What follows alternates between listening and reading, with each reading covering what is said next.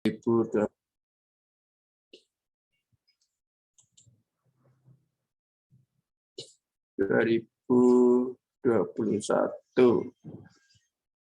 pukul 7.30 mestinya dia. Sekarang huruf ego berapa? 4, Pak. Huruf keempat ya. Baik.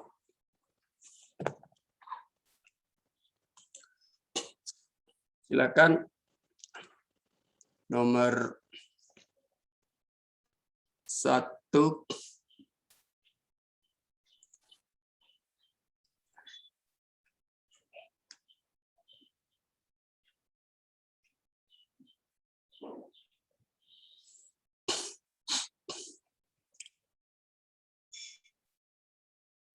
Sudah?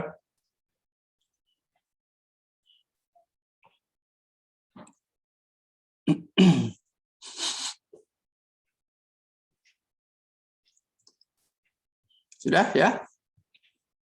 Ya, Bro. Baik. Sebutkan prinsip pada sensasi.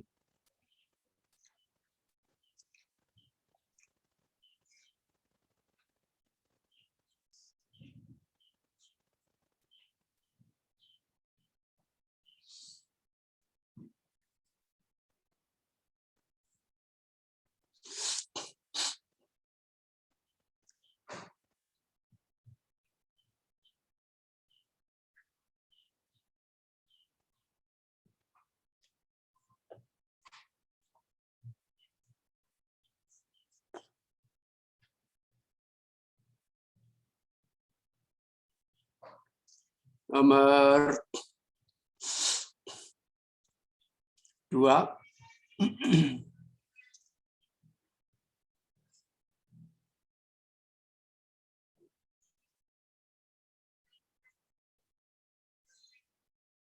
Landasan sensasi itu apa?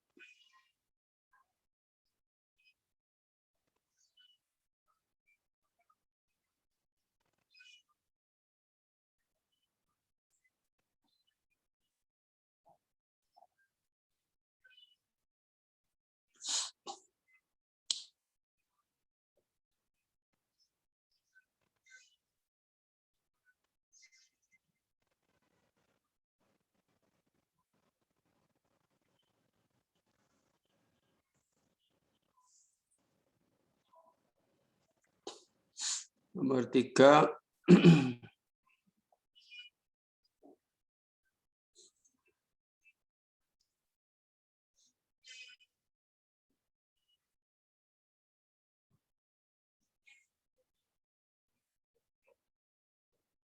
Sifat sensasi itu apa?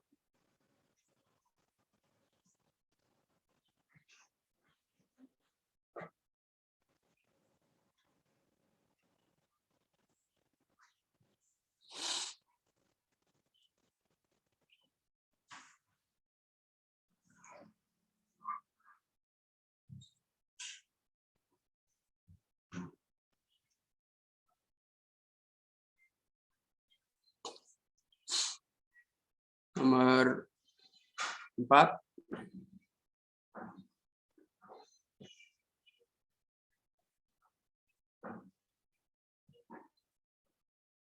Antitesisnya sensasi itu apa?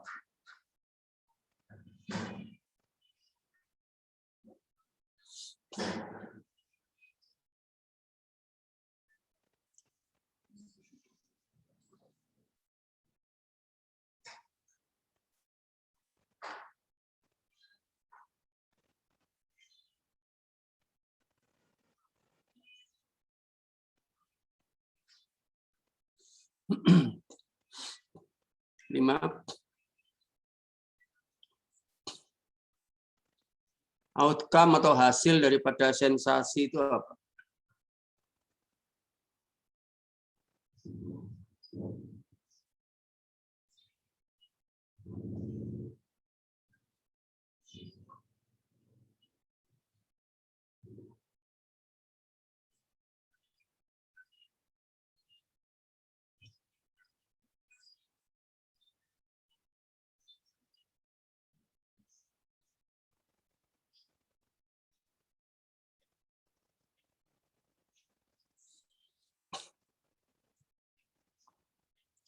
6. Penyebab perbedaan persepsi itu apa?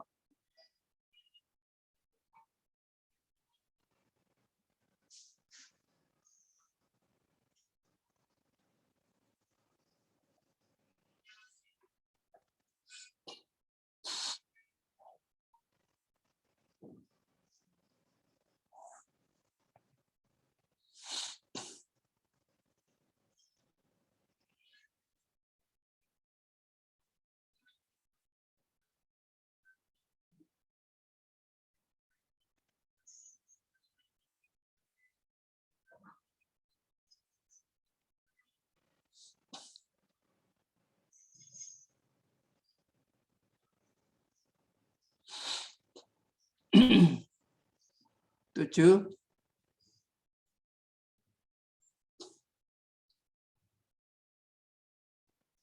Hasil langsung dari persepsi itu apa?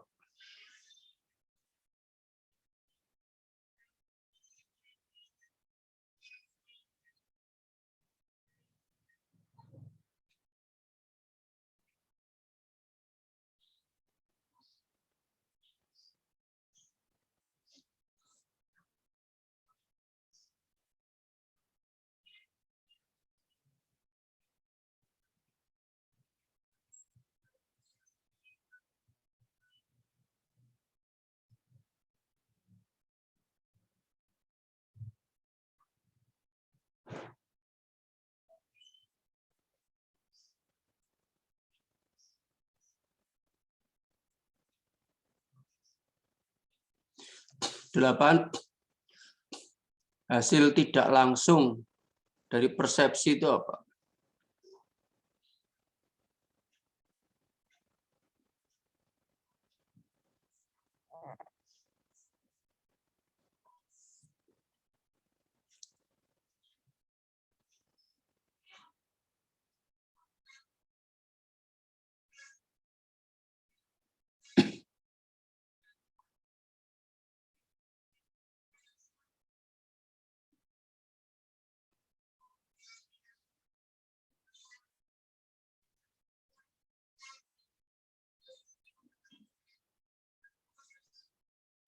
Sembilan.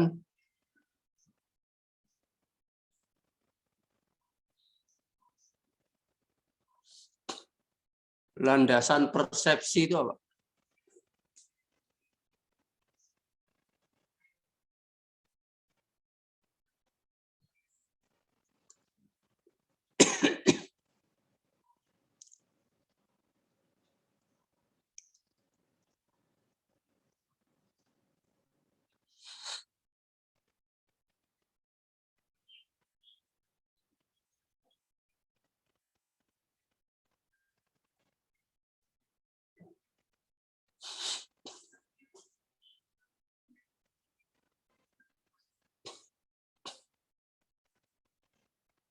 Sepuluh, 11, 12, 3 nomor.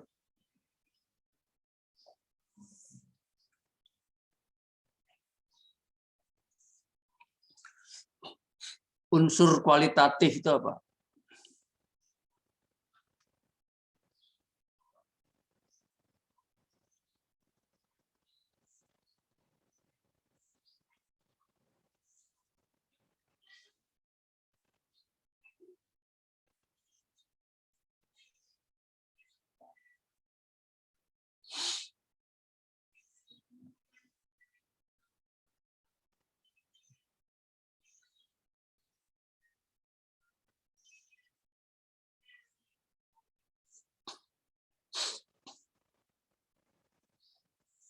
Tiga belas, 14, 15.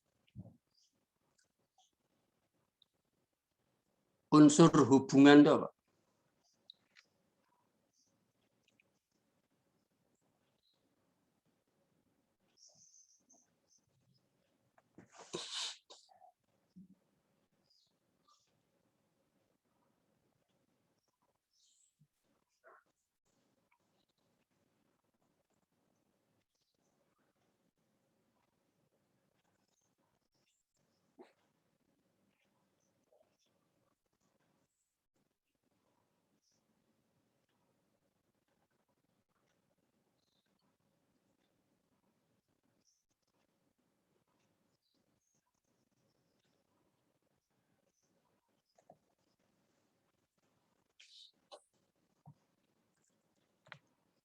Nomor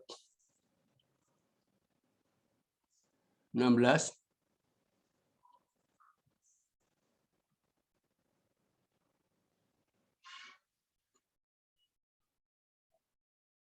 Sifat dasar dari a posteriori itu, Pak.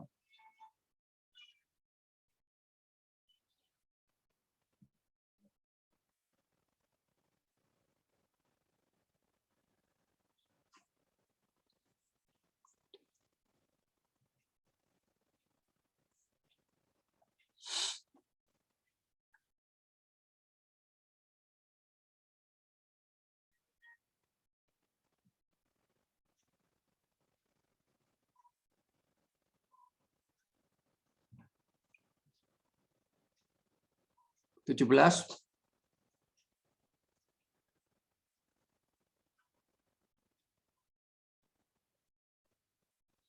Pengalaman yang diulang-ulang itu namanya apa?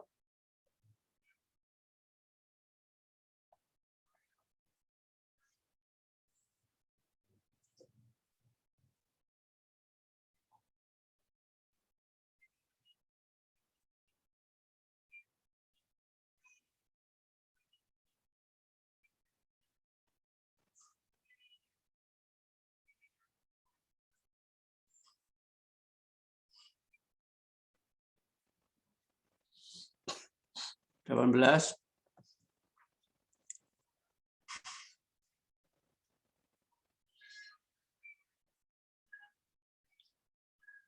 Hukum pengalaman apa? Hukum pengalaman.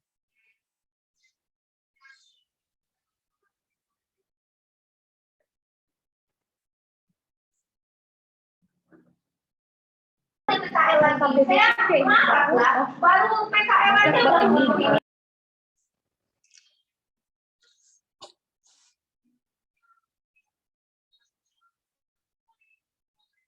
19.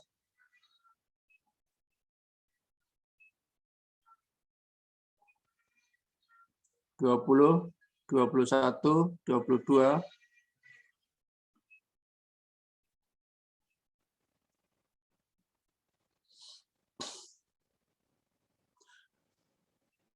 Pikiran bawaan.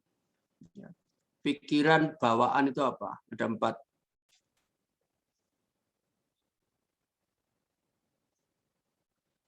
Pikiran bawaan.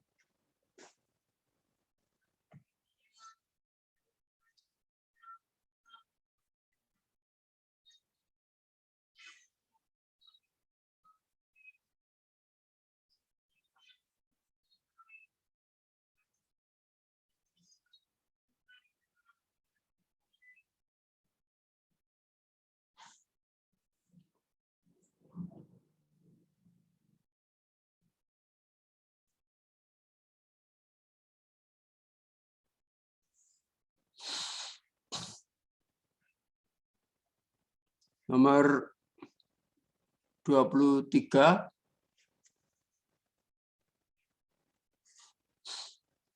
Sifat pikiran manusia yang menyerupai struktur dunia itu disebut apa?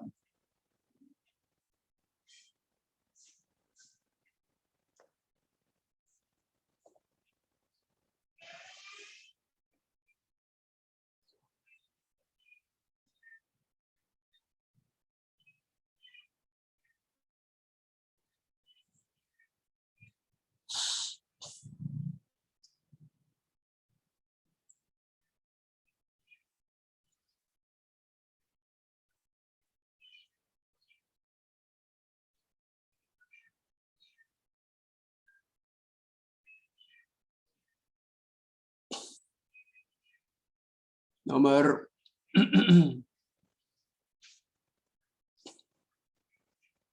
24.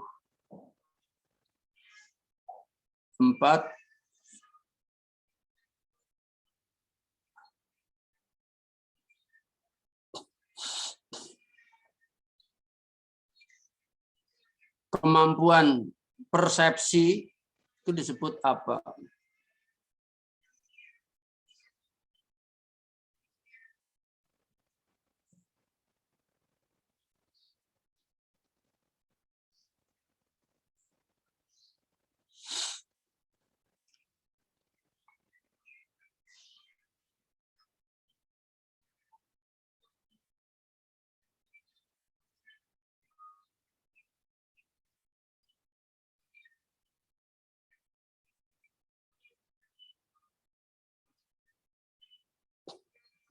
25.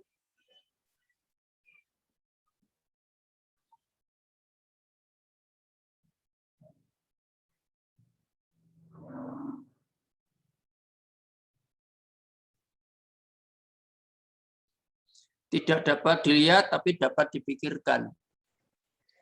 Namanya apa?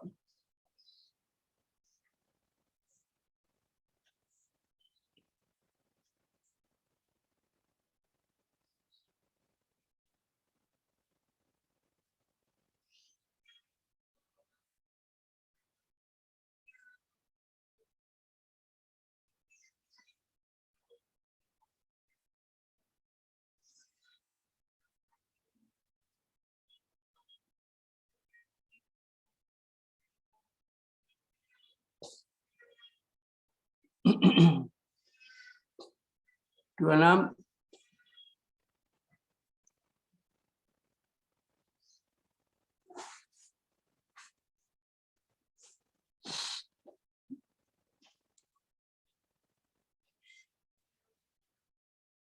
Mengapa konsisten?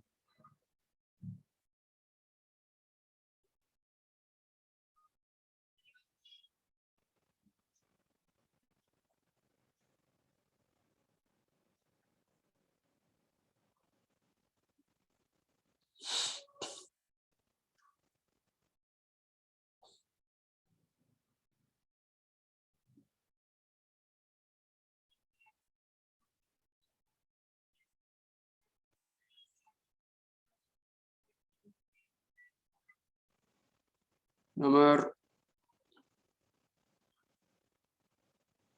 27.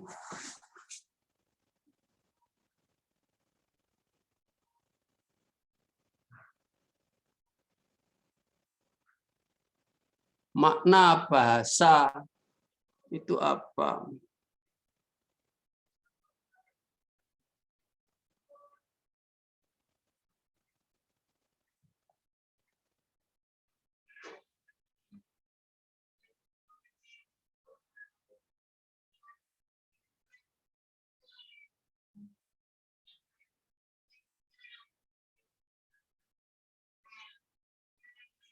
Dua 28.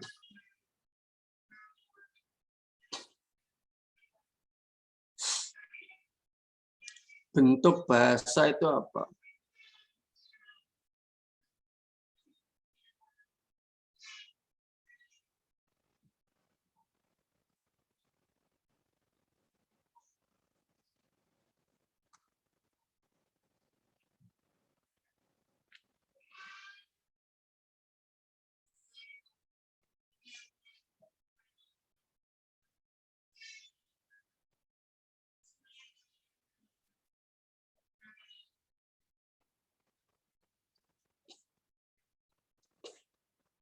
Dua 29.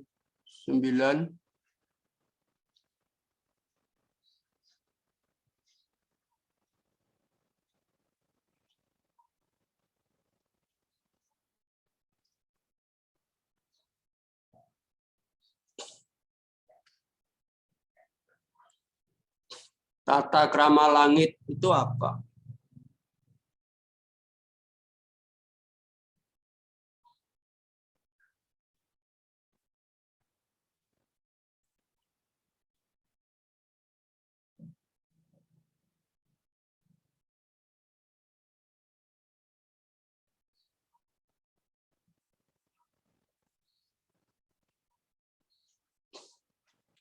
Sudah 29 saja. Kertas saya sudah penuh.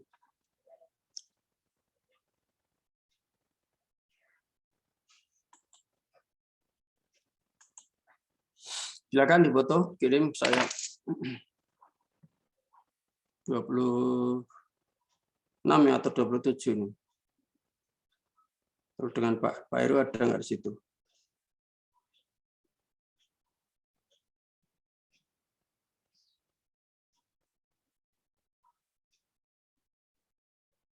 Oh, berarti ada, kalau ada Pak Heru berarti 26 ya. Silakan, saya tunggu.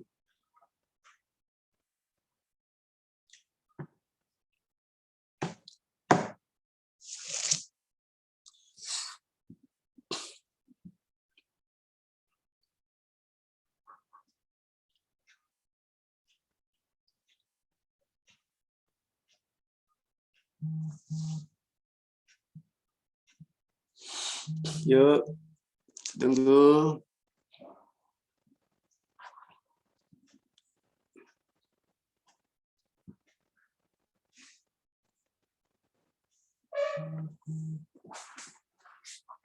Yuk, kita tunggu.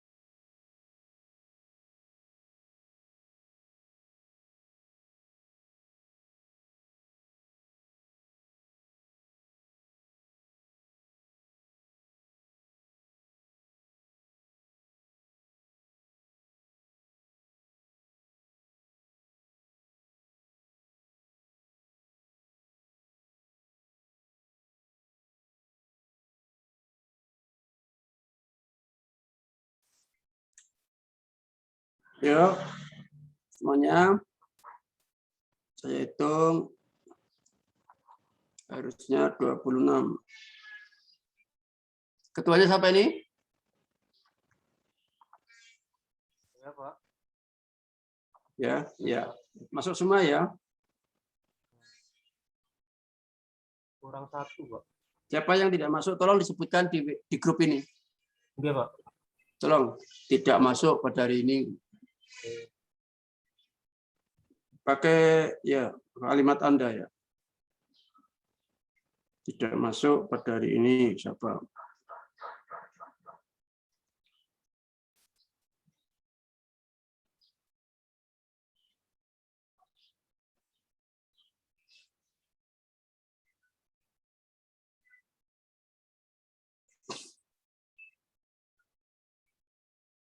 Tidak ikut video conference.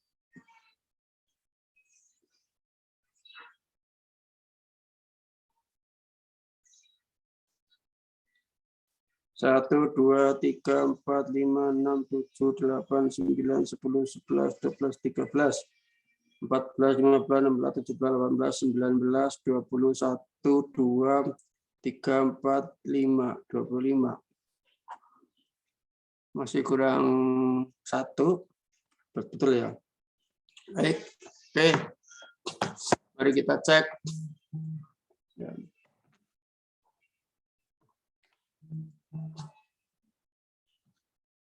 Jadi begini ya, saya sambil menerangkan ya. Ini semua berdasarkan dari bukunya The Critique of Reason dari Immanuel Kant. Nanti Anda baca di sana. Ini kalau seberapa jauh Anda mampu memahaminya.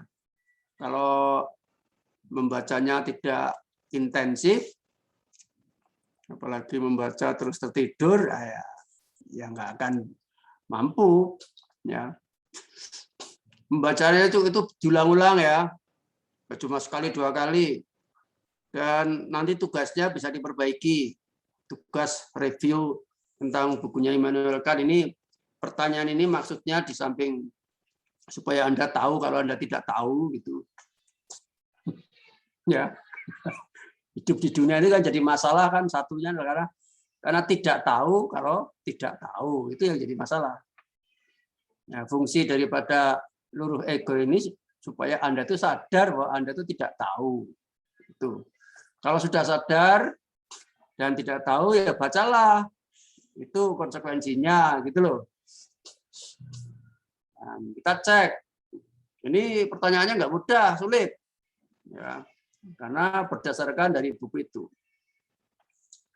Nomor 1, prinsip sensasi itu adalah prinsip togetherness dan spontaneity. Nggak usah dicatat, direkam. Kamu itu cenderungnya jadi sekretaris terus. Aku di sini bukan didik sekretaris. Ya. Ya kalau aku ngomong dicatat, wah, emangnya ya kayak apa? Aku nggak mau jadi pemimpin yang otoriter, toh. Setiap kataku dicatat, ya. Semua pegang pulpen, berlari-larian mengejar daku. Waduh. Apa itu? Kita ada di sini berpikir pelototin aja saya. Kamu itu lucu ya.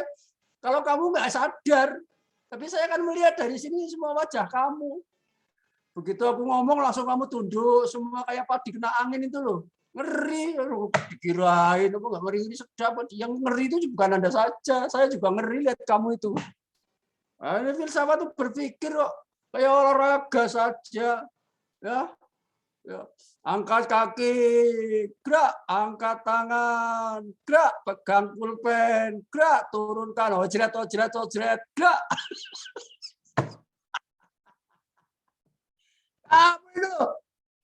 Ya, sudah kuliah sekian kali, masih belum menyesuaikan diri. Ya.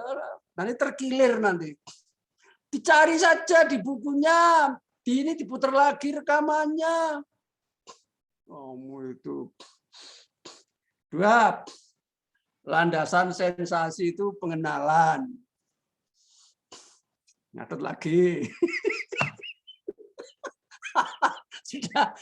Ini kamu tuh bahaya kalau dicatat, itu bahaya. Tolong dilepaskan saja pulpennya. Ya, singkirkan saja kertasnya. Itu berbahaya kalau dicatat. Ya, besok jawabannya beda lagi. Kelihatan dari sini orang mencatat. Terus, nah. Ya, sudah direkam kok. Kemudian sifat sensasi itu reproduksi. Jadi gini ya, ini kira-kira begini, kira-kira ini. Mulainya kesadaran. Kesadaran muncul setelah sadar itu yang soft. Ini kan pengalaman. Softnya pengalaman itu di awal, setelah kesadaran itu adalah sensasi. Gitu loh. Nah, setelah sensasi, kemudian apa namanya persepsi. Nah, setelah persepsi ini nanti ada apersepsi, tetapi setelah antara persepsi dengan apersepsi itu ada bayangan dulu, ada image bayangan dulu. Ada apersepsi, setelah itu representasi, mampu mengutarakan, mampu menyampaikan pengalamannya tadi, mampu menceritakan pengalaman, representasi itu. Ya memang filsafat itu psikologi, tapi psikologi wacana, bukan psikologi terapan. Nah, gitu loh maksudnya. Kemudian sifat sensasi itu tadi reproduksi nomor 3, nomor 4 antitesis dari sensasi itu pengetahuan. Pengetahuan antitesisnya. Nomor 5, nah ini outcome dari sensasi, outcome-nya adalah persepsi. Tuh. Mbak Ramadhani ya kusuk banget nulis. Ya, kelihatan dari sini tuh wajah-wajah menulis. Nggak usah nulis lah ya. Jadi direkam saja, dicari saja. Nanti kalau kamu menulis itu kamu itu membayangkan dan kamu menjadi perangkap dirimu sendiri. Ini bukan dihafalkan, kalau dihafalkan itu salah. Ya. Berikutnya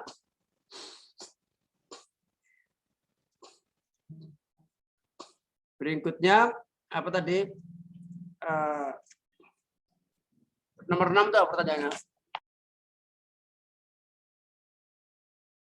Penyebab perbedaan persepsi.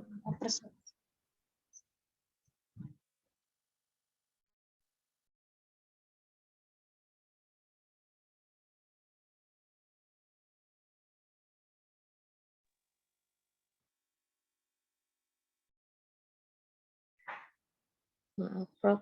Mikrofon Prof masih di mute.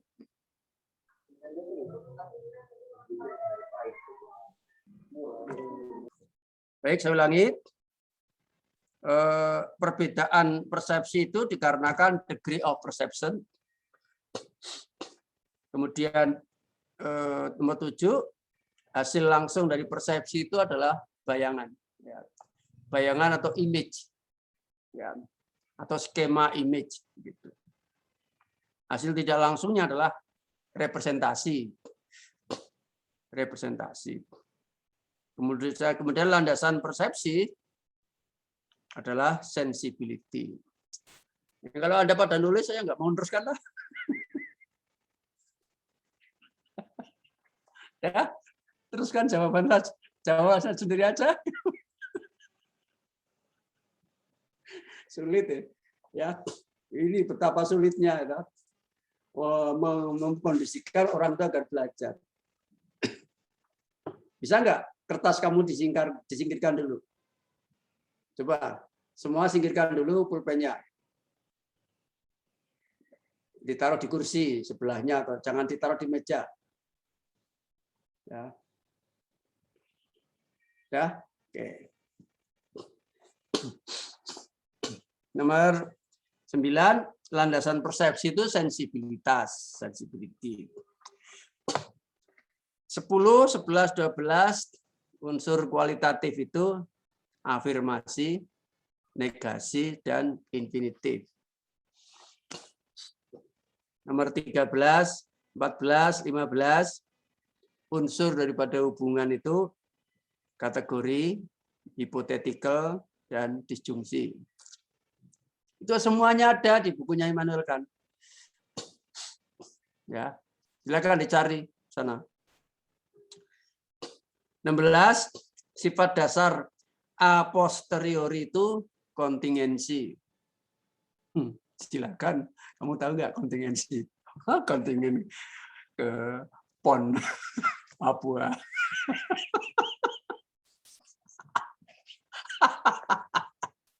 Itu orang kalau belum baca ya dipermainkan sama orang-orang yang membaca sama. Orang tahu informasi sedikit bikin hoax, kamu dipermainkan sama orang yang bikin hoax. Makanya membaca itu penting ya supaya jangan mudah terkena hoax. Kalau ini mah hoax, bukan hoax. Saja secara tidak sengaja telah mempermainkan dirimu.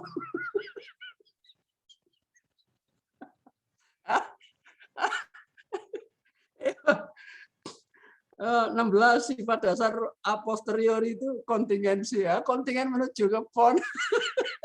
Prank. Kena prank loh. Halo. Itulah the power. Ya, saking pentingnya pengetahuan sampai-sampai ya Francis Bacon itu mengatakan itu pengetahuan itu adalah kekuasaan. Orang yang mengetahui, yang punya ilmu. Ilmu itu kekuasaan. Jadi ya yang orang-orang yang berkuasa itu ya punya ilmu.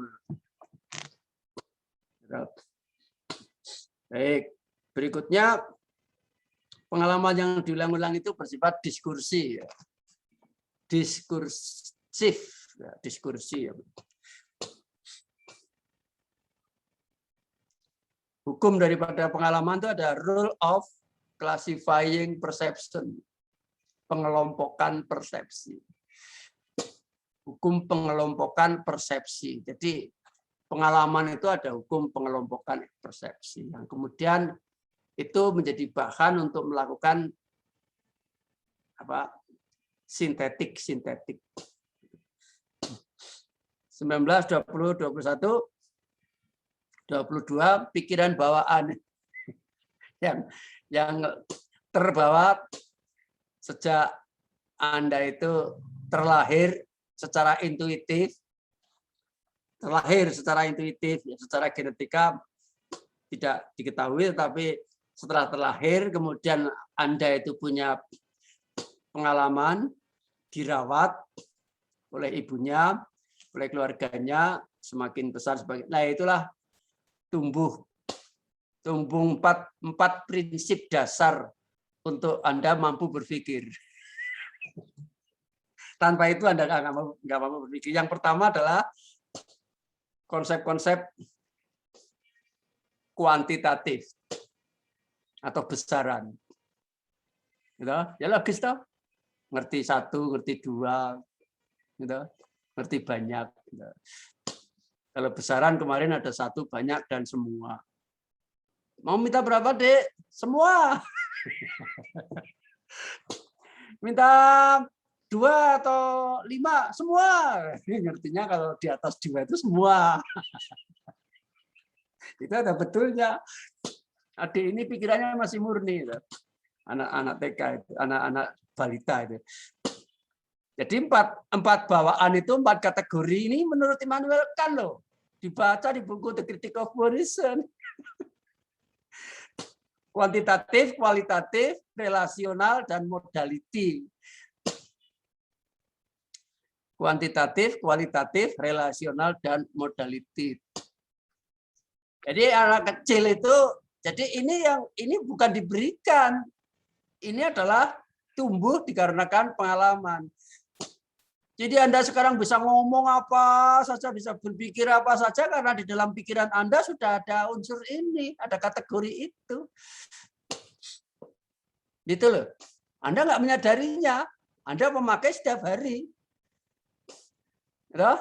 Dan Anda turunkan itu kepada adik Anda, kepada anak Anda, kepada cucu saya. Ya, saya menurunkannya, terus pergaulan, keluarga. Nah, sehingga nomor 23, sifat pikiran yang menyerupai dunia itu, struktur dunia itu namanya arsitektonik. Nah, ini menurut Immanuel Kant semua, ini dasarnya Immanuel Kant. Luar biasa. 3 abad yang lalu kita masih dijajah Belanda. Dia sudah berpikir begitu loh. Ya, dan sangat sulit dipahami. Nyatanya Anda nanti salah semua loh. Oh, sudah kelihatan wajahnya kalau Anda itu salah semua. Oh, dibully Pak? Enggak. Ini untuk diri sendiri kok, untuk motivasi. Udah kelihatan wajahnya. Ya, karena memang sengaja saya bikinkan yang sulit.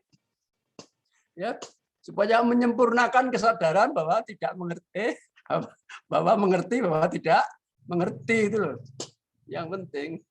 Yang kalau sudah sadar seperti itu kan mau membaca Immanuel. Kalau enggak, ya cuma judulnya saja doang, terus lari ke komentar orang lain. Nah, itu namanya Anda strugglingnya lemah, enggak kuat. Coba tinggal membaca saja, apalagi mau bikin, tinggal membaca saja. Karena kalau begitu Anda sudah bisa membaca itu bukunya The Critique of Poor Reason itu, Anda sudah mampu menyelami dunia filsafat. Gitu. Nyatanya saya bikin disertasi, dasarnya bukunya Immanuel Kant itu saja. Untuk bertanya kepada Anda nggak bisa-bisa.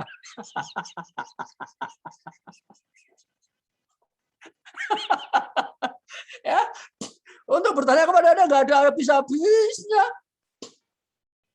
Ini 29 ini tulisan saya 29. Oh. Ya, 29 ini. 29 ini. Kenapa nggak 30? Udah penuh kertasnya.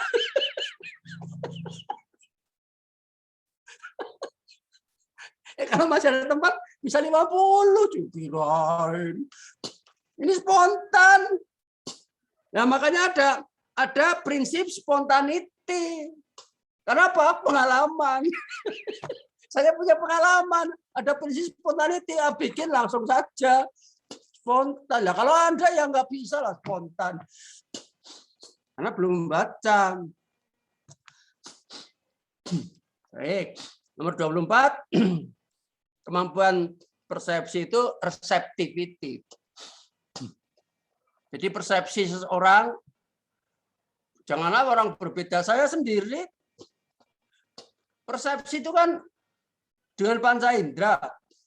memahami kemudian mengungkapkan kembali yang jauh, yang terlindung oleh awan kan nggak kelihatan.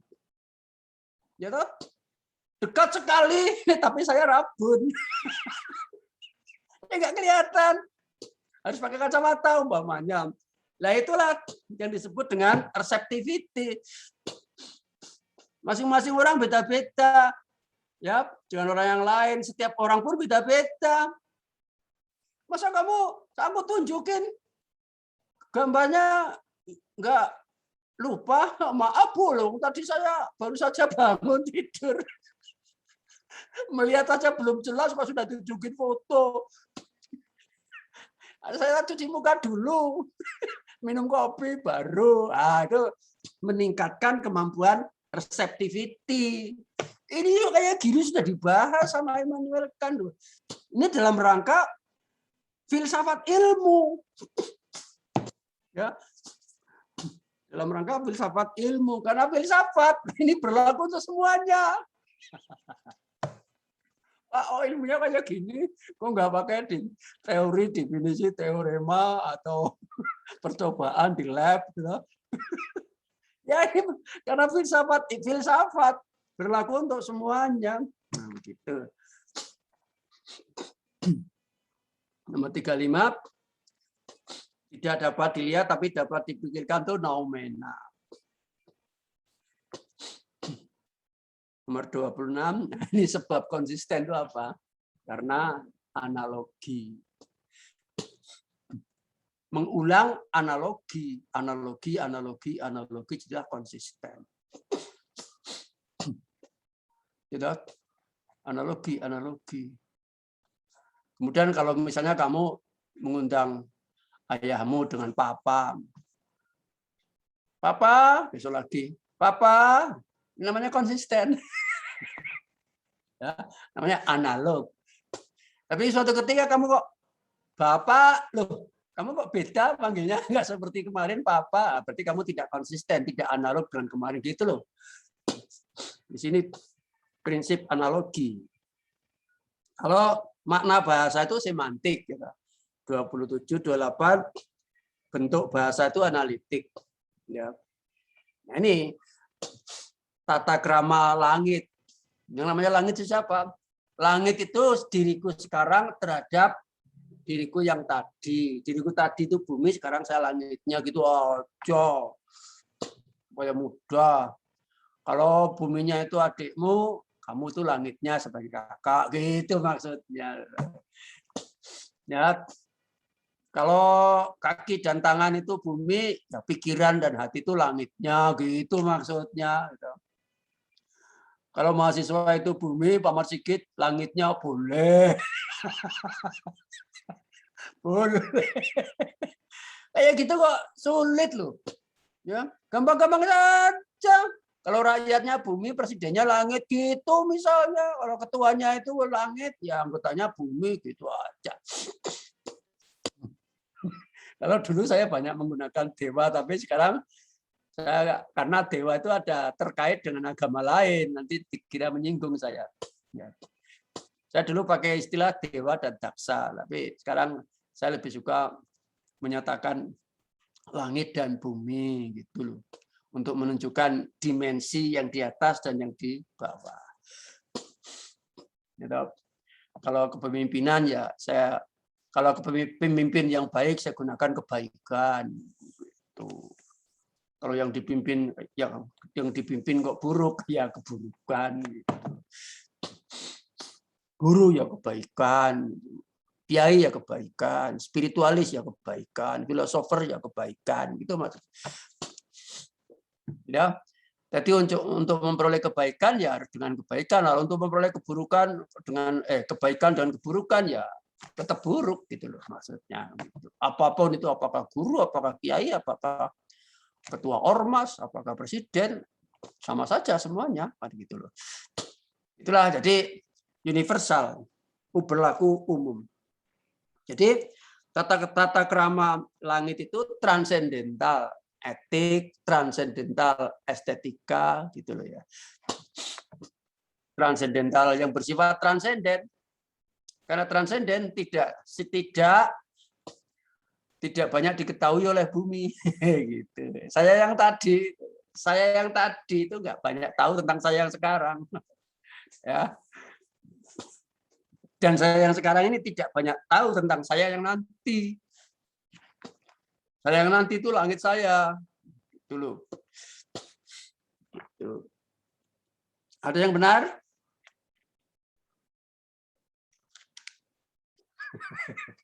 Pas toh? Berarti saya bersifat a priori. Tahu kalau ada itu salah semua, nggak ada yang benar.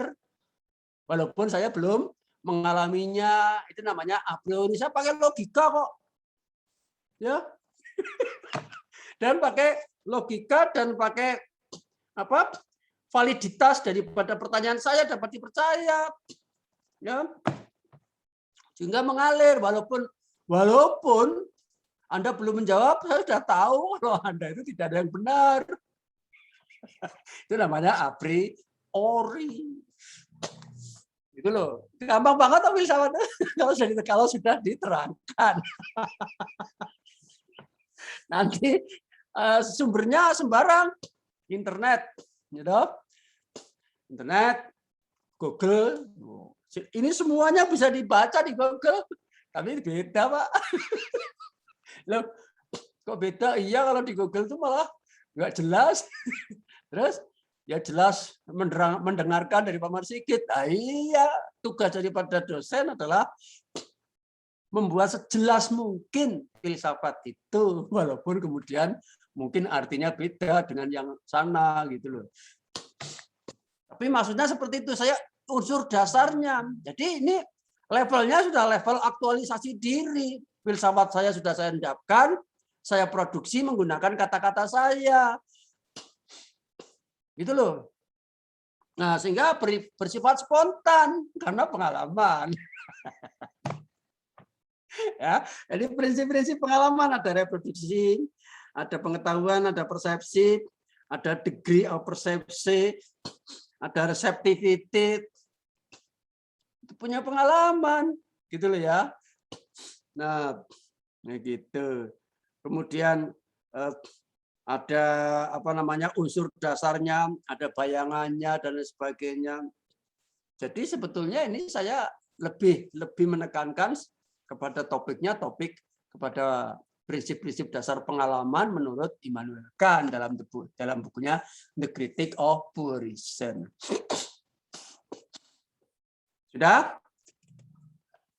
Sudah? Ikhlas? Nggak ada yang dapat 1, dapat 0 semuanya?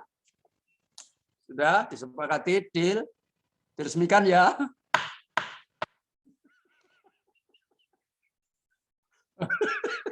Ya, ini bukan bullying, bukan.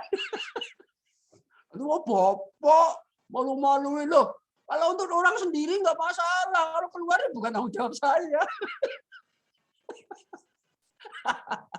Gitu ya. Bapak selalu tertawa di atas penderitaan orang lain. Loh, kenapa? Loh, kita tuh semuanya pada ngeri-ngeri loh, Pak. Bapak tertawa. Tertawa itu maksudnya supaya kamu tuh tetap gembira gitu loh. Semangat gitu. Mengajar filsafat, dosennya tertawa sampai pingsan. Muridnya tersenyum aja sulit. Mentang-mentang orang matematika. Nah, ini kamu sekarang berhadapan dengan seorang filsuf. Wah, seorang filsuf. Dosen filsafat nggak punya daya. Gitu. Nah, gitu sama. Ini maksudnya saya ingin memberi teladan. Kalau kamu punya pengetahuan, kamu juga bisa berlaku semena-mena, mengetes orang lain supaya dapat 0. Ya. Makanya besok jadi guru jangan begitulah ya. Jangan meniru saya.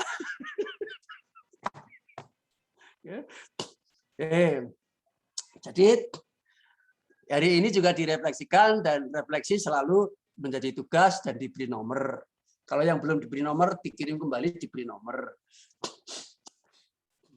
Terus tugas berikutnya ini menjelaskan pertanyaan saya ini berdasarkan bukunya Immanuel Kant.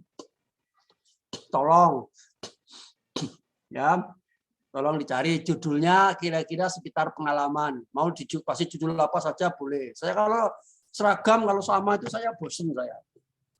Dan saya juga ingin menolong Anda supaya Anda itu jangan terjebak hanya karena mengerjakan tugas. Ini orang sudah magister pekerjaannya mengerjakan tugas melulu. Tunjukkan di link Anda, di website Anda, bahwa Anda itu punya kemandirian. Ya, berbagai macam pengalaman, ya, berdasarkan teori Immanuel Kant oleh Ramadian Radikto, gitu loh maksudnya. Ya.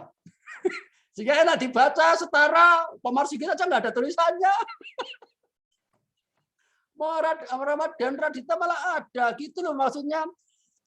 Jadi di medsos itu masing-masing bisa menunjukkan jati diri dan identitasnya.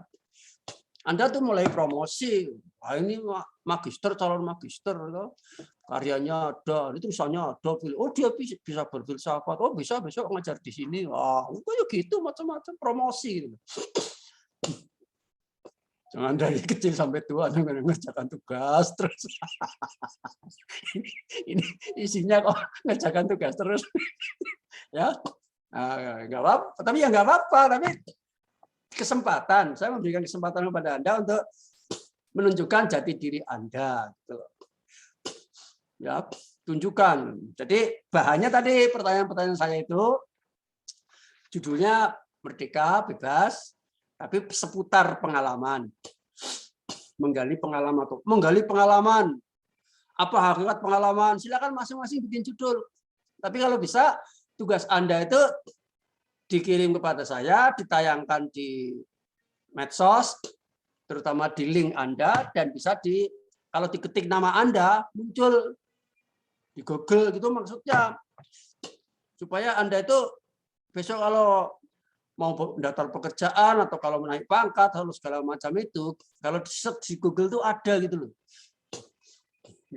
Ada tulisannya bahwa Anda itu seorang yang kekinian, yang berpikir kekinian dan lain sebagainya. Baik, ada yang mau bertanya silakan. Nah ini saya ingin menjelaskan saja. Entar dulu Mbak Monira ya. Saya ingin menjelaskan dulu. Kemarin ada yang bertanya tentang note of the day saya, tingkatan-tingkatan berpikir.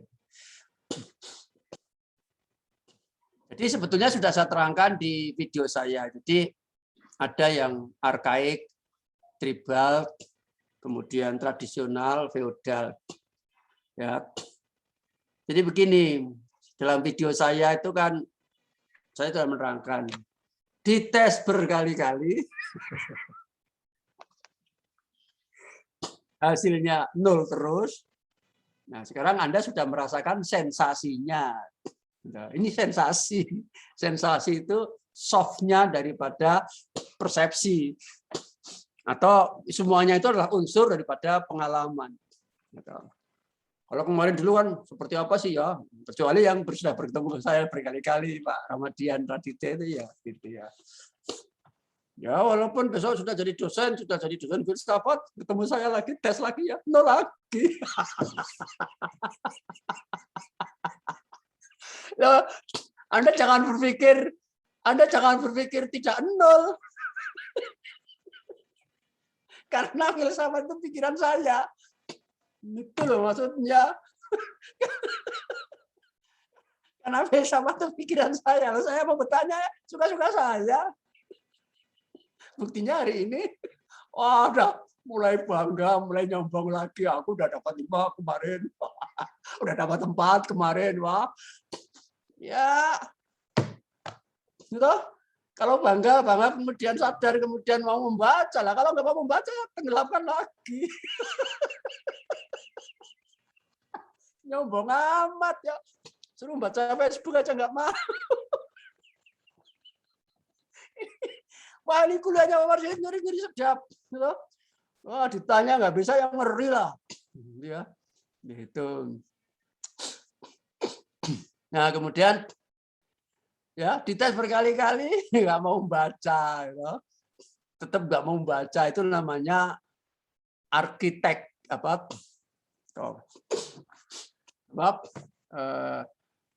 kemarin apa namanya, arkaik, manusia arkaik atau manusia batu gitu loh. Ya, pikirannya itu nggak mau pecah. Ya, nah, luruh ego ini kan maksud saya supaya pikiran Anda tuh berkeping-keping gitu. Ya, yang pikiran kita tetap kayak gini nggak mau pecah, itu namanya arkaik, nggak mau menggunakan pikirannya gitu loh. Jelas ditanya tuh nol terus, nggak bisa menjawab, nggak mau membaca. Nah, itu loh maksudnya. Yang kedua adalah naik di atasnya adalah tribal. Pikiran tribal itu pikiran yang sudah punya pikiran tapi nggak mau menerima saran orang lain. Nggak mau menerima pendapat orang lain. Pokoknya benar. Jadi tribal itu bukan di Kalimantan, di pedalaman Jawa, atau di pesisir pantai di puncak gunung, bukan. Tribal adalah diri kita sendiri. Ya.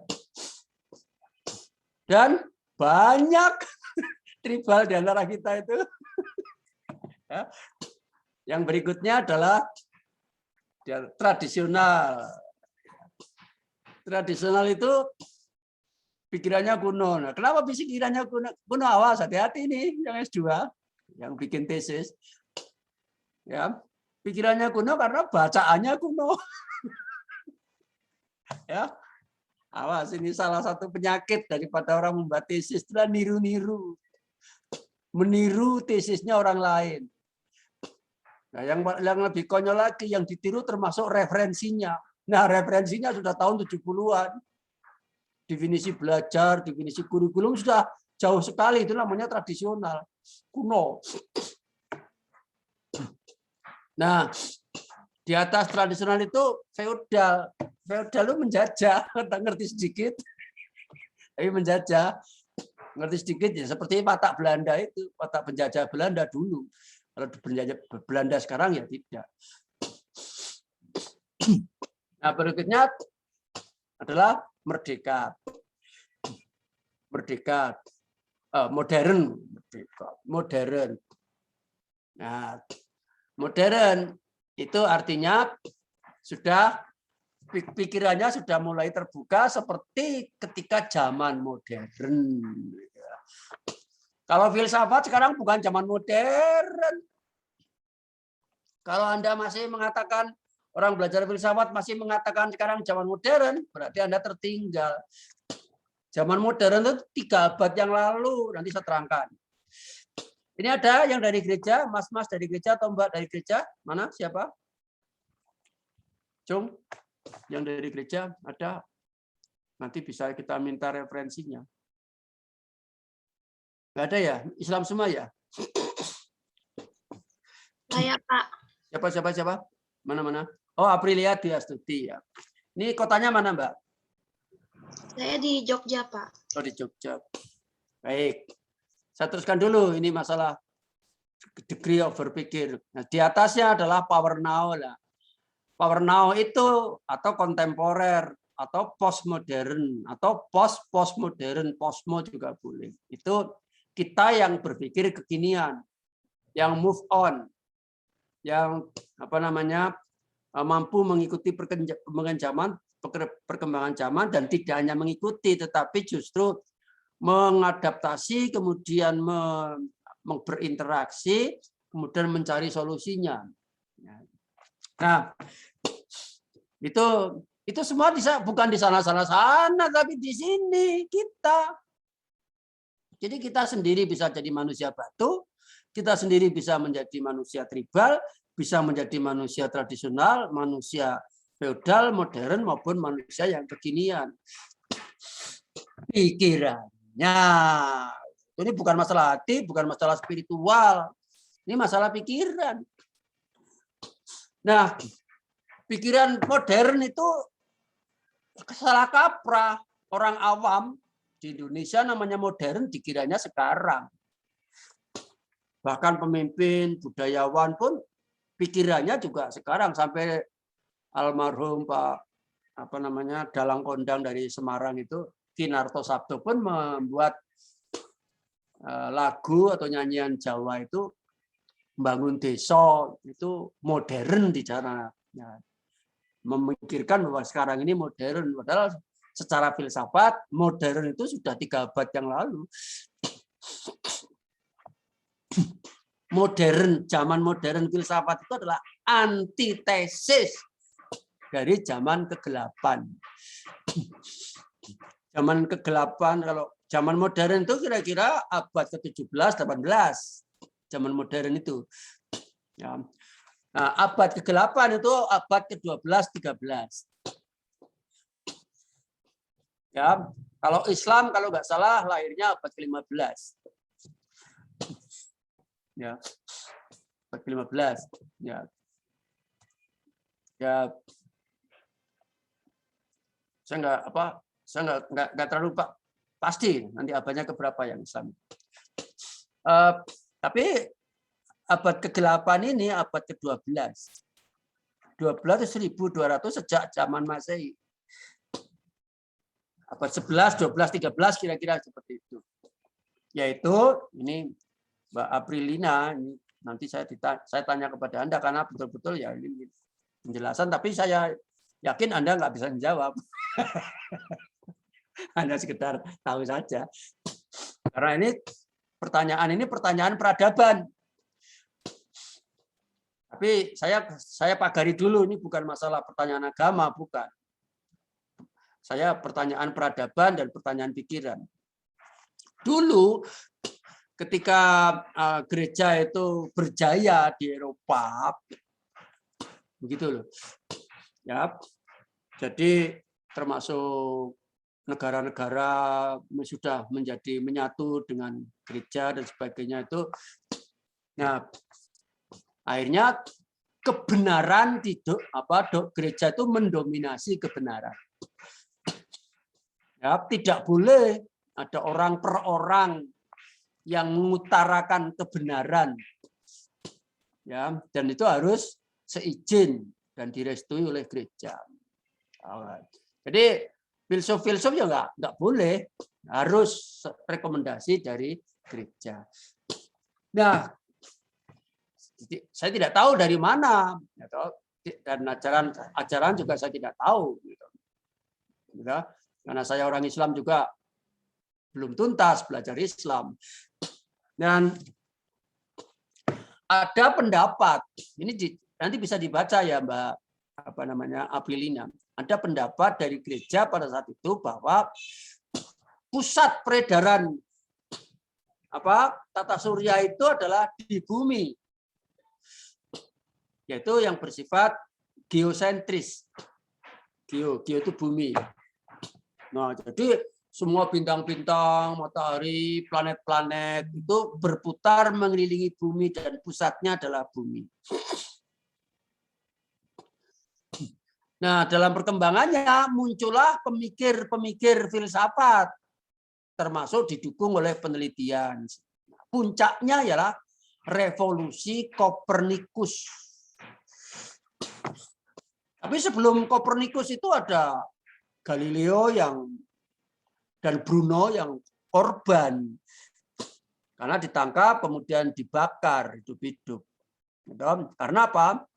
Karena punya pendapat yang mirip-mirip dengan Kopernikus. Jadi pendapat puncak itu juga sebelumnya ada prosesnya, pentahapannya. Pendapatnya berbeda dengan gereja. Ya, pendapatnya bukan bumi yang menjadi pusat, tapi matahari. Jadi bumi, bulan, planet Mars, ya, Jupiter semuanya itu mengelilingi matahari, bersifat heliosentris. Helio itu matahari. Wah, tentu ini gereja menjadi marah besar. Kan seperti itu. Gereja marah besar, orang-orang itu pada ditangkapi, ada yang dibunuh, dan sebagainya. Nah, Kopernikus itu membuat buku, tapi kalau nggak salah Kopernikus selamat kira, karena apa? Bukunya disimpan dulu. Setelah dia meninggal baru bukunya diterbitkan. Revolusi Kopernikan yang isinya adalah heliosentris. Nah, mulai setelah itu mulai timbul muncul tokoh-tokoh yang berani berpikir. Gitu?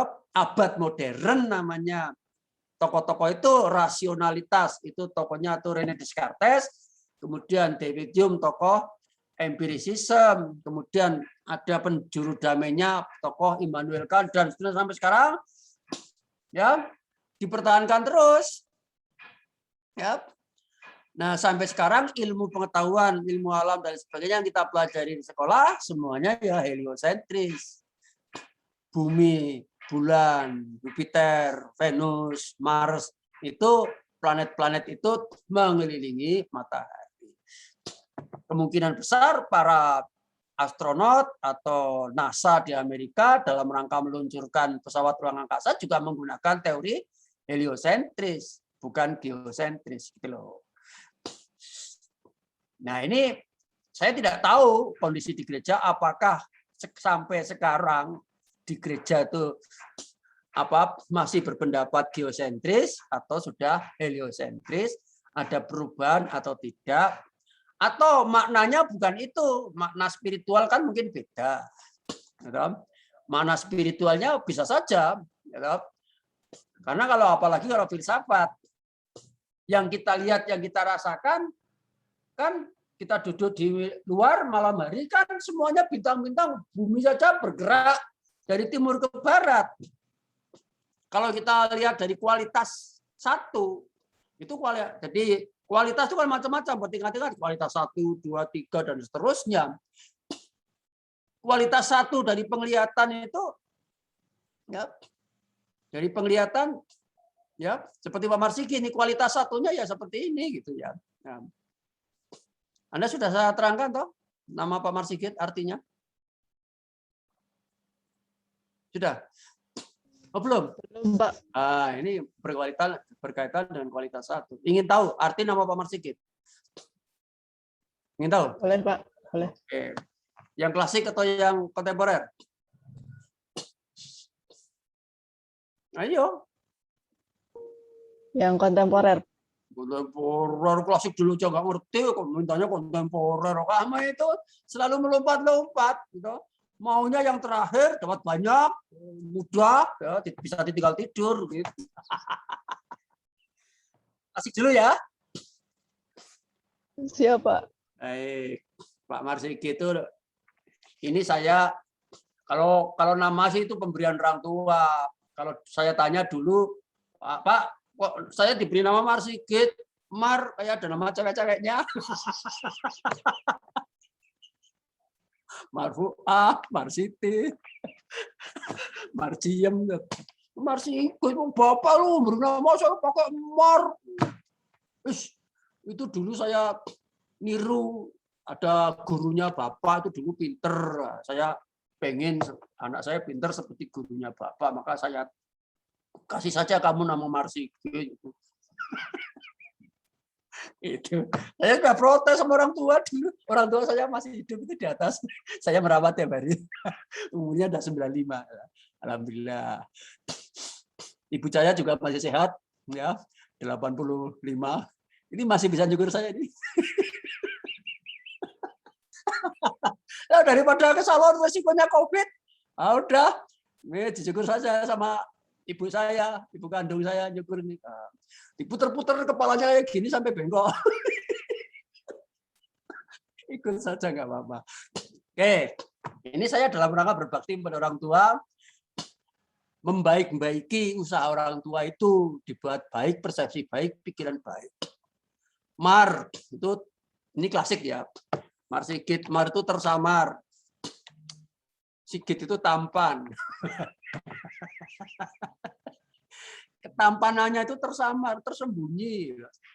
Ya, baru ngerti kalau tampan itu setelah diajak omong-omong kayak gini loh maksudnya. Tampan itu maksudnya tampan pikirannya gitu. Itu yang klasik. Itu ya. Oke. Itu berarti kualitas 1, kualitas 2. Kualitas 1 wajahnya seperti ini, kualitas 2 maunya berusaha tampan begitu loh. Yang kontemporer mau ya? Baik. Nama arti Pak Marsikit kontemporer itu Mars itu planet. Oh yang baik-baik, hebat-hebat ya. Si itu melihat, gate itu pintu gerbang. Ya. Jadi kalau Anda dekat-dekat saya, itu nggak usah khawatir. Inilah pintu gerbang, Anda bisa melihat planet Mars. Ini cara saya berbakti kepada orang tua. Gitu. Wajahnya Pak Marsikit, kualitas pertama dilihat, wah ngeri. Ya, setelah berdiskusi kayak gini, ternyata Pak Marsikit itu pintu gerbang. Nah, itu pintu gerbang itu kualitas kedua, gitu loh maksudnya. Ya Mas Adar ya. Mas Adar ini di mana kotanya? Halo? Gunung Kidul, Pak. Oh, Gunung Kidul. Ya. Baik, saya teruskan tadi ke Mbak Aprilina Dwi Astuti. Jadi seperti itu kondisinya. Ya, apakah Mbak Aprilina mau berkomentar? Kalau nggak komentar nggak apa-apa. Jangan dipaksa-paksakan, no comment saja Pak, biar kalau mau berkomentar nggak apa-apa supaya kita ada. Tapi sudah saya kasih jalan tadi, ada kualitas 1, kualitas 2, mungkin beda antara spiritualitas karena diberi makna tertentu, gitu. Kemudian ada beda secara membedakan antara ini saintifik. Kalau saintifiknya semua buku-buku ilmu alam ya mengatakan bahwa sistem tata surya itu bersifat heliosentris. Ada komentar Mbak Aprilina? Tidak ada, Pak.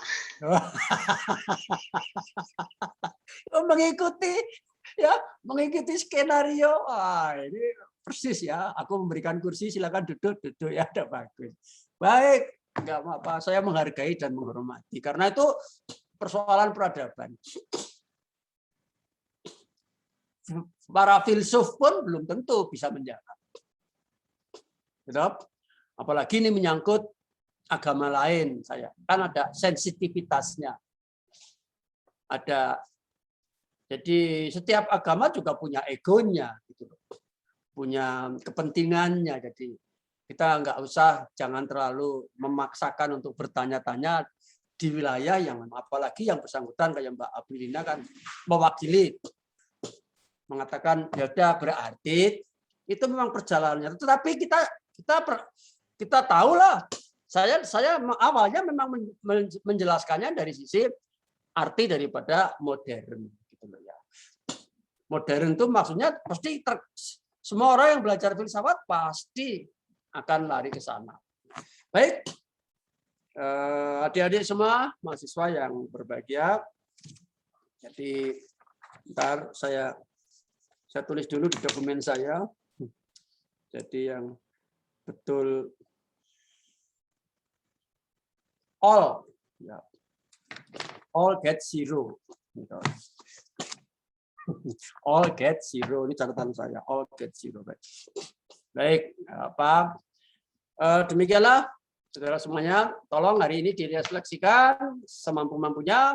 Kemudian minggu depan 1 minggu, saya beri waktu 1 minggu, membuat judul tentang menggali pengalaman atau pengalaman berdasarkan Immanuel Kant atau pengalaman berdasar The Critique of Volition atau apa saja. Judul tidak harus sama supaya nggak bosan. Gitu. Dan tugas itu dikasih nomor. Kalau sudah dikirim ke saya, kalau ditayang jadi Anda tuh harus kreatif ya. Kalau ditayang di medsos ya, tunjukkan bahwa Anda itu punya kemandirian. Gitu. Jangan serta-merta tugas terus gitu. Supaya Anda itu tumbuh dan berkembang dan punya dunianya. Gitu. Dan itu adalah hidup dan menghidupi Anda dan masa depan Anda seperti itu. Anda harus meletakkan basis-basis karya-karya Anda ke depan sebagainya. Nah, ini kesempatan untuk mulai menulis secara freestyle of writing gitu ya. Kan begitu. Jadi kalau sudah terbiasa nanti mencurahkan pemikiran-pemikiran, nah untuk terbiasa mencurahkan ide dan pikiran, gampang sekali latihan di Facebook gitu. Kalau sulit ngomong ya pakai like dulu. Kalau like sulit ngomong lagi ya like tambah yes. Oke Pak, amin. Kok apa namanya komen, tinggal hatinya mau nyampe enggak. Demikianlah saya minta maaf telah mengantarkan kuliah ini sekali lagi dengan metode ngeri-ngeri sedap. Ya. Ngeri karena pertanyaannya itu sulit dijawab. Ya. Ya. Jadi Anda sekarang sudah tahu yang sulit itu bukan hanya matematika saja ya. Jangan nyombong ya. Oh, jangan mentang-mentang S2 matematika, oh sulit, orang lain nggak bisa. Oh, yang ada filsafat, yang hanya tulisan saja, nggak ada rumusnya aja bisa sulit kok ya. Baik, marilah kita akhiri pertemuan kita dengan berdoa, disilakan. Alhamdulillah, cukup. Assalamualaikum warahmatullahi wabarakatuh. Sampai jumpa minggu depan. Ya, mohon maaf lahir batin. Gitu. Baik, selamat berkarya. Ya. Oke, saya live dulu ya. Terima kasih, Pak. Terima kasih.